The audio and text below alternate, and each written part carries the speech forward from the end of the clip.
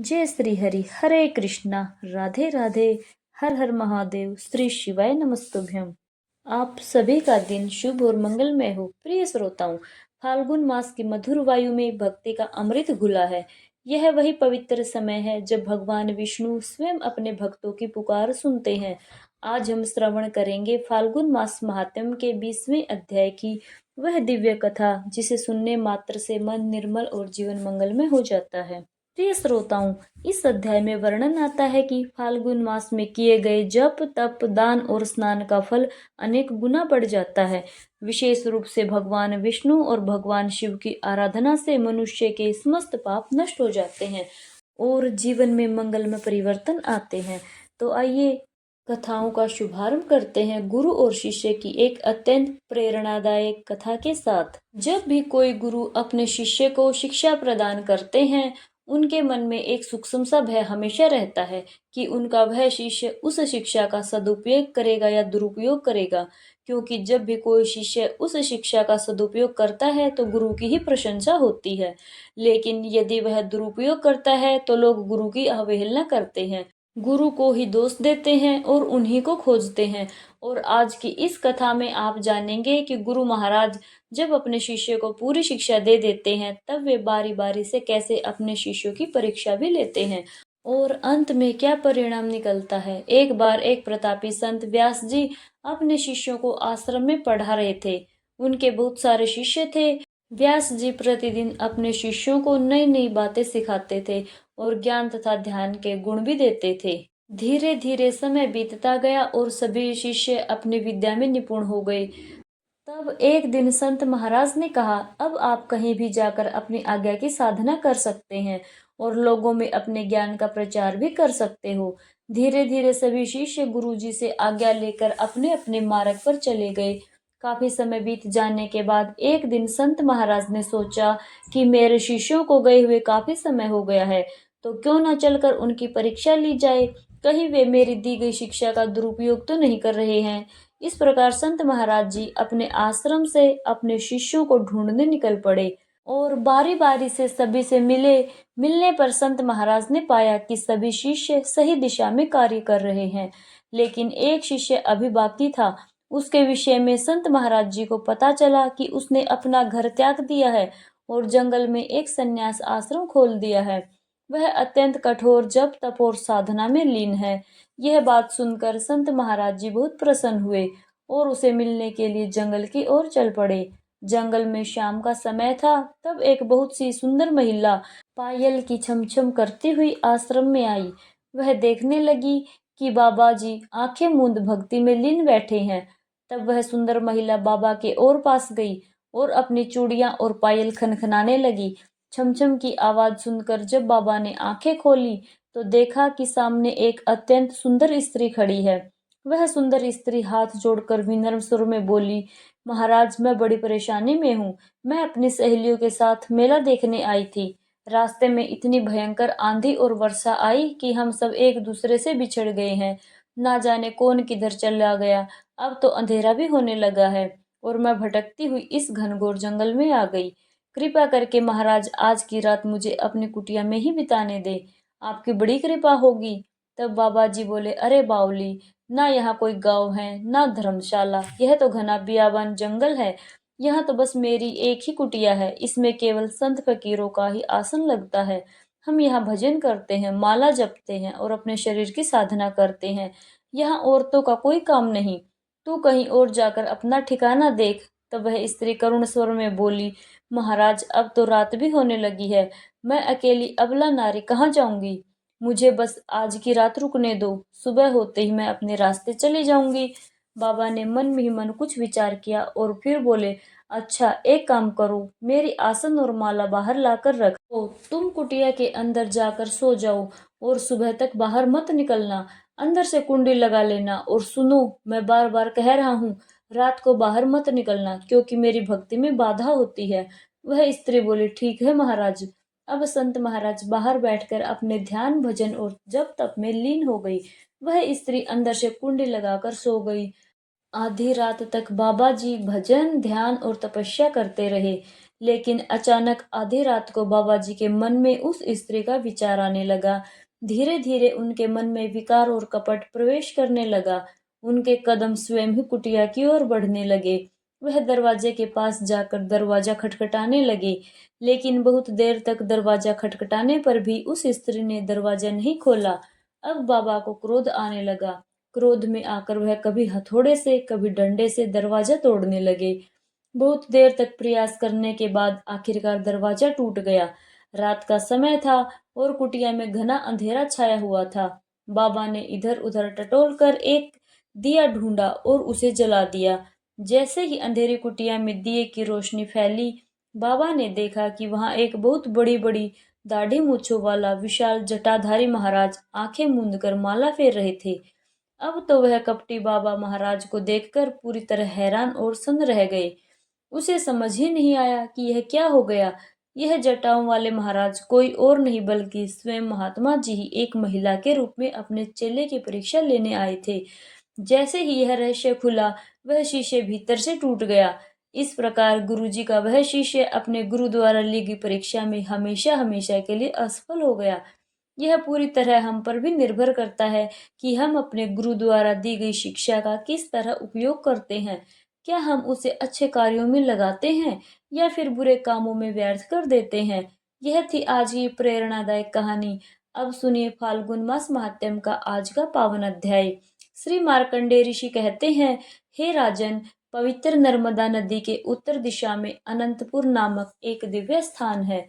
वहां अनंत सिद्धि नाम का एक पवित्र लिंग स्थित है, जो सभी पापों का हरण करने वाला है और भक्तों को अनंत सिद्धियां प्रदान करता है।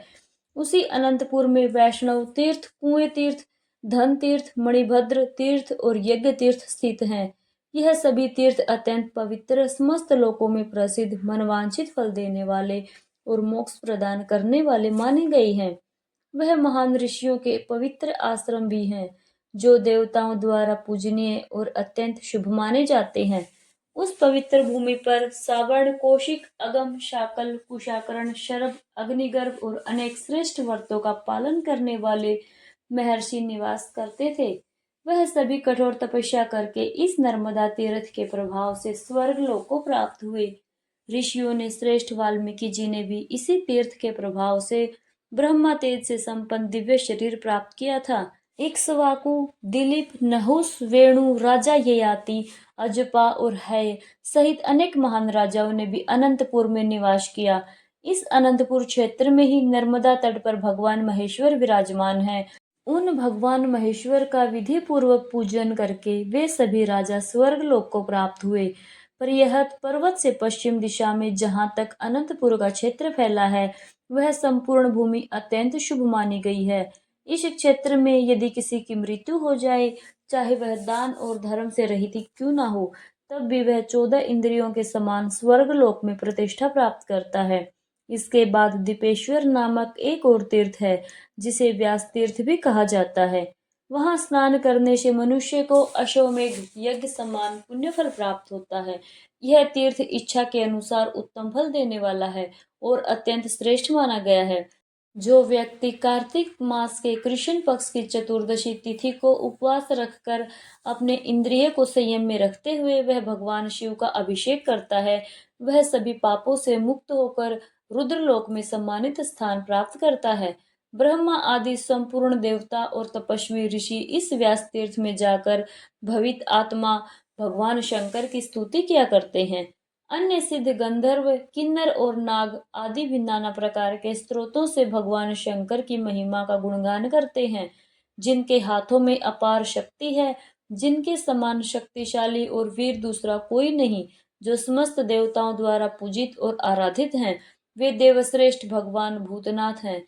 वे जिसे चाहे ऊंचा उठा सकते हैं और जिसे चाहे नीचा गिरा सकते हैं। जिनके एक ही बाण से त्रिपुर दैत्य का अंत हो गया, जिनके ललाट में स्थित अग्नि में नेत्र की दृष्टि मात्र से कामदेव भस्म हो गए, जिन्होंने अपने श्रेष्ठ त्रिशूल से अंधकासुर का संहार कर दिया, उनके साथ भला कौन विरोध कर सकता है। जिन्होंने अपनी जटाओं में गंगा जल को धारण किया और जिनके प्रभाव से लंकापति रावण भी मूर्छित होकर गिर पड़ा, जिन्होंने समस्त देवताओं और असुरों के समक्ष दक्ष के यज्ञ क्षण भर में ही विध्वंस कर डाला। जिनके लिंग स्वरूप की विधि पूर्वक पूजा करने से मनुष्य मनोवांछित फल प्राप्त कर लेते हैं, उन्हीं भगवान शंकर के समान या उनसे बढ़कर भला दूसरा कौन देवता हो सकता है। जो व्यक्ति विधि विधान से महादेव जी की आराधना करके यशस्वती शक्ति आदि स्त्रोत का प्रतिदिन प्रातः काल श्रद्धा पूर्वक पाठ या स्मरण करता है, वह भगवान शंकर का पार्षद बन जाता है। जो भक्त इस स्त्रोत का महादेव जी के समीप बैठकर पाठ करता है, उस पर व्यास जी, शिव जी तथा नर्मदा जी तीनों ही अत्यंत प्रसन्न हो जाते हैं। इसके पश्चात उत्तम व्रतों का पालन करने वाले मुनियों और व्यास जी ने नर्मदा तट पर पितरों का श्राद्ध किया। यहाँ श्राद्ध करने से पितृगण 12 वर्षों तक तृप्त रहते हैं और प्रसन्न होकर आशीर्वाद प्रदान करते हैं। श्री मार्कंडे जी आगे कहते हैं, हे राजन, व्यास तीर्थ के अतिरिक्त एक और परम पुण्यमय तीर्थ है, जो सभी पापों का नाश करने वाला है। वहाँ अश्वमेध यज्ञ से प्रकट हुई वरुणा नामक पवित्र नदी बहती है। जहाँ नर्मदा और वरुणा का संगम होता है, वहाँ स्नान करने से मनुष्य को अश्वमेध यज्ञ के समान महान फल प्राप्त होता है। स्त्री हो या पुरुष, जो भी वहाँ श्रद्धा से स्नान करता है, वह रोगों से मुक्त होकर शुद्ध और निरोग हो जाता है। त्रिपुरी के पूर्व भाग में दक्षिण दिशा की ओर समस्त लोकों पर कृपा करने के लिए भगवान शंकर स्वयं विराजमान है। इसी कारण विद्वान पुरुष उस स्थान को शिव क्षेत्र के नाम से पुकारते हैं। सूर्य ग्रहण के समय इस शिव क्षेत्र को कुरुक्षेत्र के समान महत्वपूर्ण बताया गया है। कुरुक्षेत्र में 85 तीर्थ हैं और यहाँ भी उतने ही पवित्र तीर्थ विद्यमान हैं। इस पावन क्षेत्र में देवेश्वर भगवान मधुसूदन भी ऊत पर्वत नाम से निवास करते हैं, जिनके सहस्त्र मस्तक हैं। यह भगवान मधुसूदन और कोई नहीं बल्कि स्वयं विष्णु स्वरूप मधुसूदन है। भगवान श्री हरि, महादेव जी तथा तीसरी पवित्र नर्मदा नदी, यह तीनों ही इस क्षेत्र के परम आराध्य देवता माने गए हैं। इनकी भक्ति और श्रद्धा से आराधना करने वाला भक्त निश्चय ही पुण्य, यश और अंतः मोक्ष को प्राप्त करता है। राजन, इंद्र आदि देवता भी पवित्र नर्मदा नदी की महिमा का पूरा वर्णन कभी नहीं कर सकते। यह उसकी अनंत महिमा है। कहा गया है कि उसके जल में श्रद्धा से स्नान करने वाले मनुष्य को फिर संसार में दोबारा जन्म नहीं लेना पड़ता। उस दिव्य स्थान पर देवों के देव महादेव का पूजन करने से मनुष्य गणपति पद को प्राप्त होता है। उसी पावन तीर्थ में शंख, चक्र और गदा धारण करने वाले भगवान विष्णु प्रकट हुए थे, जिनकी ब्रह्मा, इंद्र और अन्य देवता भी श्रद्धा से उपासना करते हैं। श्री विष्णु के उस पवित्र क्षेत्र में यदि कीट पतंगे जैसे छोटे जीव भी मृत्यु को प्राप्त हो जाएं, तो वे भी श्री हरि के धाम को चले जाते हैं। मनुष्य चाहे अपने वश में हो या किसी और के अधीन, यदि वह संगम तीर्थ में अपने प्राणों का त्याग करता है, तो वह 1000 वर्षों तक विद्याधर लोक में राजा बनकर राज्य करता है। हे युधिष्ठिर, जो यहाँ तिल और जल से पितरों का तर्पण करता है और उन्हें पिंडदान देता है, उसके पितर तृप्त होकर परम गति को प्राप्त हो जाते हैं। एकादशी के दिन निराहार रहकर गंध और पुष्पों से भगवान विष्णु का पूजन करना चाहिए। रात में जागरण करके दीप प्रज्वलित करें और द्वादशी को पंचगव्य ग्रहण कर हविष्य अन्न से पारण करें। पारण से पहले ब्राह्मणों को भोजन करवाकर दक्षिणा अवश्य दें। जो मनुष्य पवित्र और एकाग्रचित होकर उस पावन क्षेत्र में ओम नमो भगवते वासुदेवाय इस द्वादश मंत्र का जाप करता है, वह फिर कभी गर्भ में नहीं आता और उसका पुनर्जन्म नहीं होता। वह अपने अनेक जन्मों के भयंकर पापों को भी उसी प्रकार तुरंत भस्म कर देता है, जैसे अग्नि रुई के ढेर और सूखी लकड़ियों को पल भर में जला देती है। राजन, इसके बाद नर्मदा के उत्तर तट पर परम पवित्र कपिला तीर्थ है, जो सभी पापों को नाश करने वाला है। पुरुष हो या स्त्री, यदि वह अपने इंद्रियों को वश में रखकर वहां स्नान करे और देवताओं तथा पितरों का तर्पण करें, तो वह तीनों ऋणों से मुक्त हो जाते हैं। उस तीर्थ में ब्राह्मणों को भोजन कराने से मनुष्य परम गति को प्राप्त करता है। इसके आगे नर्मदा के उत्तर तट पर त्रिपुरी नाम से विख्यात एक अत्यंत श्रेष्ठ तीर्थ है, जो तीनों लोकों में प्रसिद्ध है। हे राजन, वहाँ 1.25 लाख तीर्थों का निवास है। उस पावन क्षेत्रों में 108 भव्य शिवलिंग विराजमान है। यही वह पवित्र स्थान है जहाँ त्रिशूलधारी देव आदिदेव महादेव ने त्रिपुरासुर का संहार किया था। यहाँ महादेव के नाम का कीर्तन करना और नर्मदा जी के जल से उनका स्नान व पूजन करना ब्रह्म हत्या जैसे महापाप को भी नष्ट कर देता है। गंध पुष्प धूप दीप और नैवेद्यों के साथ विधि पूर्वक पूजन करने से जो पुण्य प्राप्त होता है उसकी गणना सहस्त्र वर्षों में भी नहीं की जा सकती। भगवान शिव के उद्देश्य से किया गया दान असंख्य पुण्य देने वाला हो जाता है। वह सभी मनुष्य धन्य हैं जो त्रिपुरी में स्नान कर महादेव जी का दर्शन करते हैं। जो मनुष्य त्रिपुरी में निवास करता है वह मानो साक्षात कैलाश में निवास करता है। जो इच्छा से या अनिच्छा से भी त्रिपुरी में प्राण त्यागता है वह दिव्य विमान द्वारा महादेव के परम धाम में जाकर वहां के दिव्य वैभव का आनंद प्राप्त करता है। वह देवेश्वर त्रिपुरारी शिव 33 कोटि प्रसिद्ध देवताओं के साथ निवास करते हैं।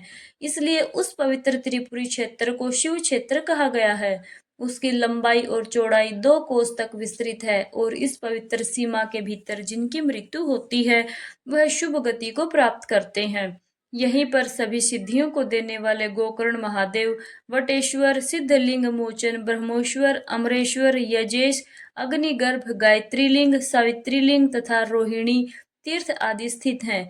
विष्णु, मरीच, मैत्रेय, विभापुत्र, ऋषि, श्रृंग, तपस्वी शौनक तथा उग्र तपस्वी दुर्वासा आदि 500 सिद्ध पुरुष त्रिपुरी में निवास करते हैं।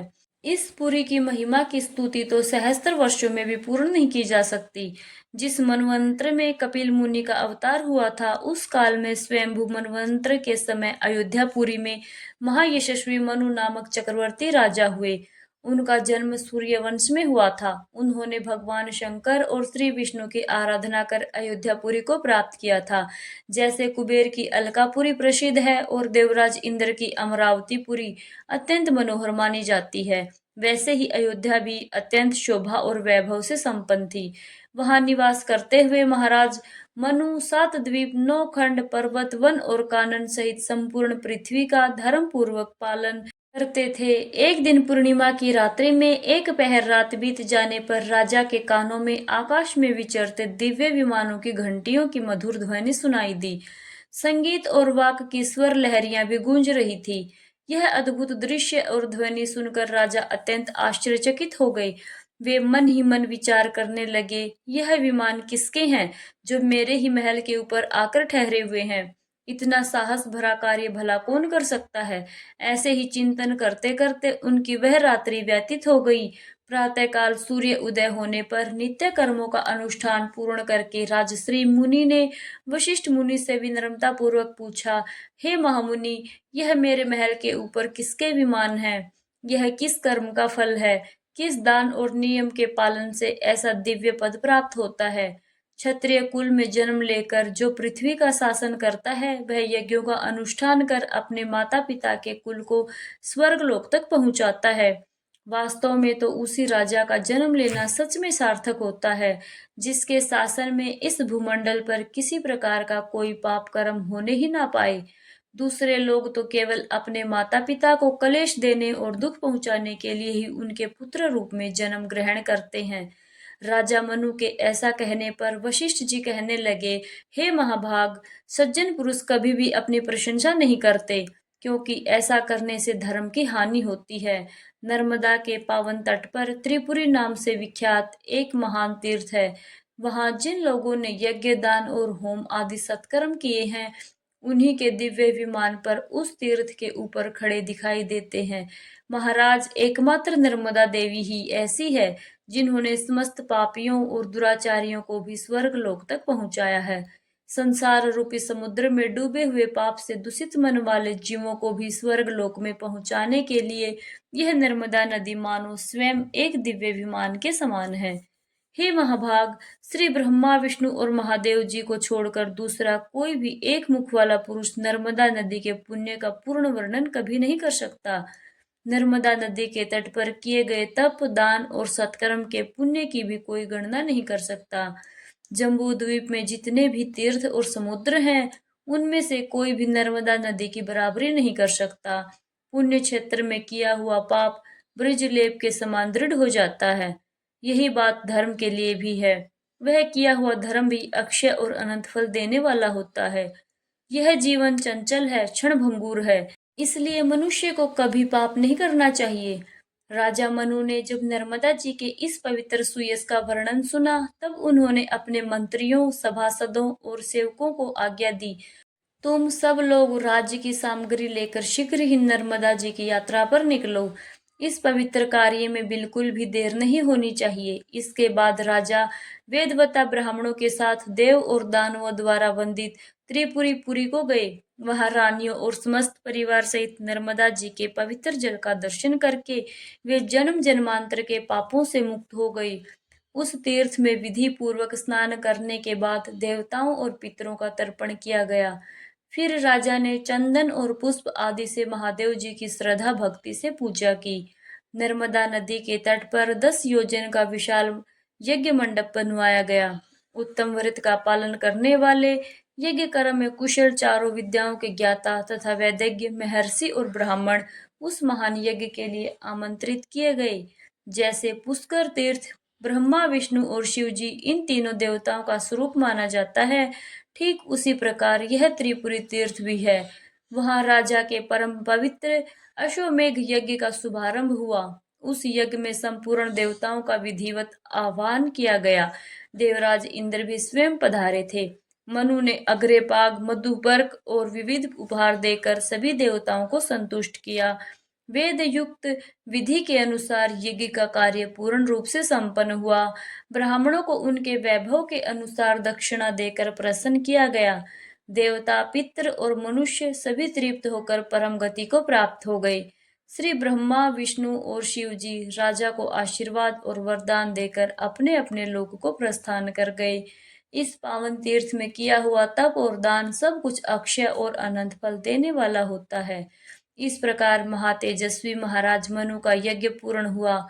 तब उन्होंने दोनों हाथ जोड़कर नर्मदा जी से अत्यंत विनम्रता से कहा, हे देवी, केवल सहस्त्र चंद्रयान व्रत और सैकड़ों सोम यज्ञ का जो फल बताया गया है, वह भी आपके जल का मात्र पान करने से प्राप्त होने वाले पुण्य की बराबरी नहीं कर सकता। हे देवी, आपने संपूर्ण जगत और समस्त चराचर जीवों को अपने प्रभाव से व्याप्त कर रखा है। जैसे अग्नि रुई के ढेर को क्षण भर में जला देती है, उसी प्रकार आपका जल स्नान, आवाहन, पान, स्मरण और कीर्तन करने से मनुष्य के अनेक जन्मों के पापों को भस्म कर देता है। देवी, आप पितरों के हित की कामना से स्वर्ग की सीढ़ी बनकर इस पृथ्वी पर आई हैं। चारों प्रकार के जीवों को भी स्वर्ग लोक में पहुंचाने की कृपा करें।